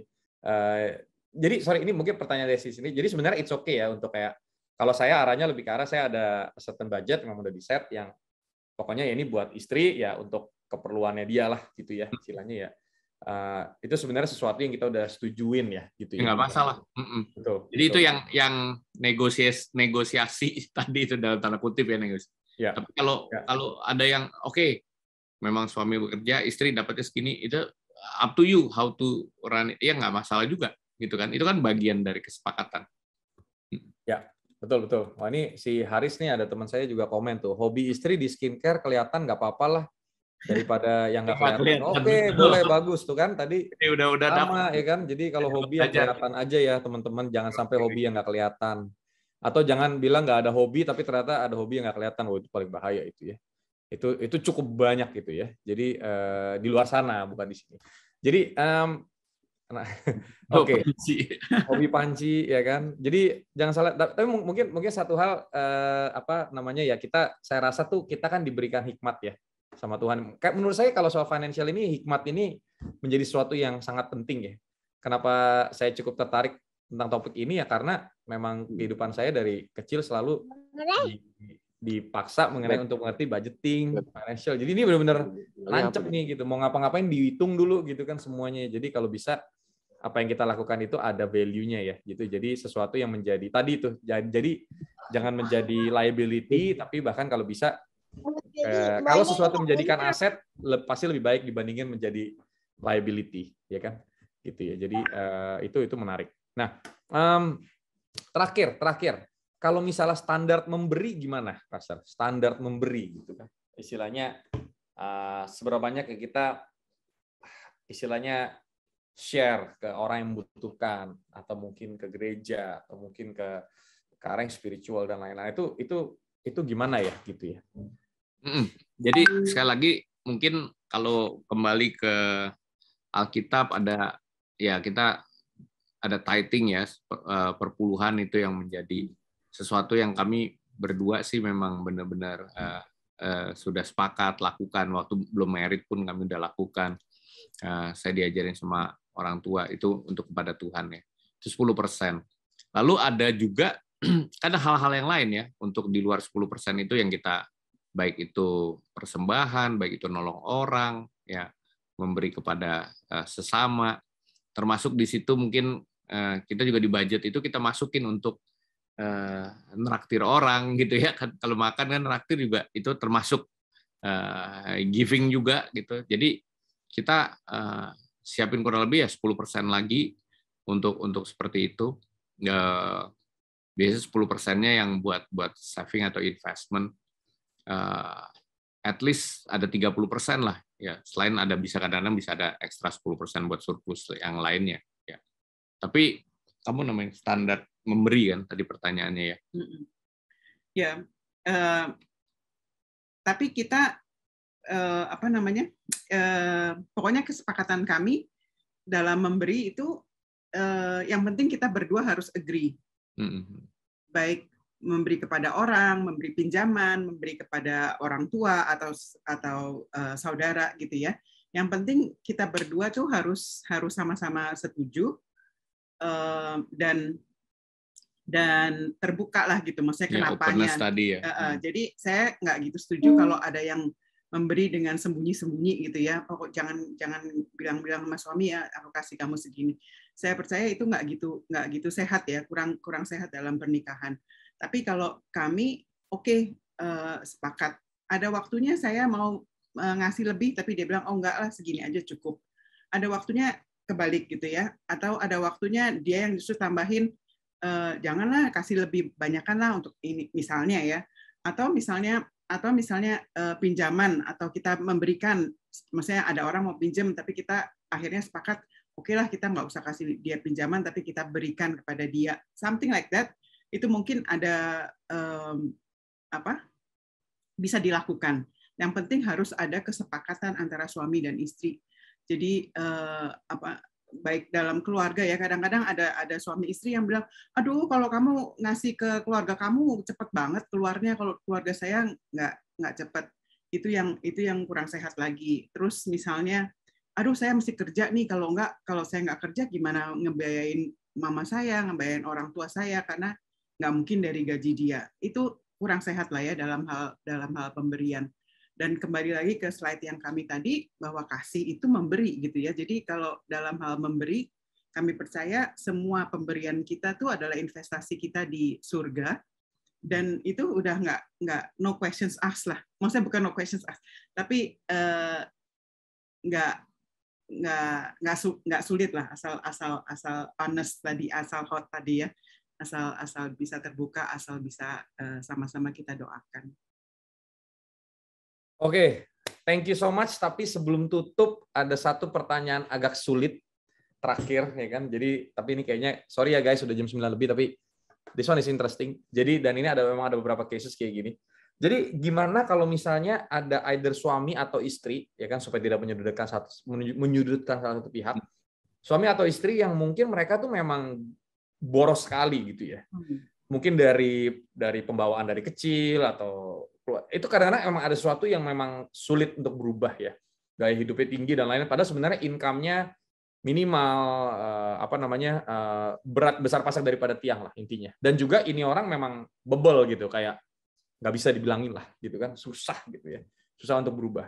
Nah kalau kasusnya seperti itu, apakah boleh untuk pasangannya itu punya simpenan sendiri, bukan simpenan ya, tapi simpenan uang maksudnya gitu ya, yang si pasangannya nggak tahu gitu kan. Jadi istilahnya karena dia untuk jaga-jaga nih gitu kan, jaga-jaga nih.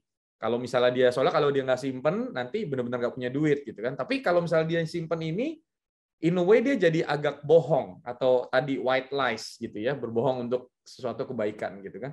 Nah kalau misalnya kayak gini gimana ya? Karena memang saya notice dalam pasangan itu banyak yang situasi memang bukan situasi yang dimana bisa diajak ngomong gitu kan. Nah, ini gimana? Ini this will be the last one. I think this one is interesting, and then after that we gonna close. Iya, ya. Memang kalau yang ini nggak mudah ya. Sekali lagi biasanya kalau sampai menghadapi ini jelas perlu bantuan pihak lain ya. Maksudnya untuk counsel, baik itu mungkin pastoral team atau fuse group leadernya atau care group, small group leadernya atau teman baiknya untuk bisa ngomongin ya ke salah satu kalau ada yang punya masalah tadi kan. Jadi overspending dan sebagainya. Nah kemudian pertanyaan kedua kan tadi pasangannya bagaimana? Oke nggak gitu ya?